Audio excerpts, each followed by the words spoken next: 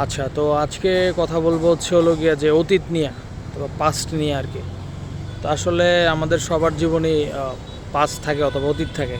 মানে হচ্ছে ধরেন আপনি যখন ছোটো লেভেলে থাকেন অথবা হচ্ছে ছোটো পর্যায়ে থাকেন, আপনার পজিশন ছোট থাকে, অথবা আপনি উপর লেভেলে যাইতে চান অথবা যাওয়ার চেষ্টা করেন।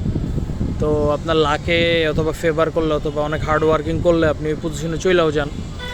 তো সমস্যাটা হইতেছে হইল গিয়া যখন আপনি মানে ভালো একটা পজিশনে চলে যাচ্ছেন অথবা ভালো একটা ডেজিগনেশন পাচ্ছেন অথবা আপার লেভেলে চলে যাচ্ছেন, হ্যাঁ, তো তখন হচ্ছে আপনি আপনার অতীতটাকে ভুলে যাচ্ছেন অথবা আপনি যাদেরকে নিয়ে কাজ করে উপর পর্যন্ত আসছেন, যাদের মাধ্যমে আপনি এই পর্যন্ত আসলেন অথবা গেলেন, তো তাদের যে একটা প্রায়োরিটি, হ্যাঁ, তাদেরকে উঠায় নিয়ে আসা এবং তাদের সাথে মানে অবিচার হচ্ছে নাকি হচ্ছে না এই জিনিসগুলো টেক কেয়ার করা টোটালি আপনার ব্যাপার আর কি।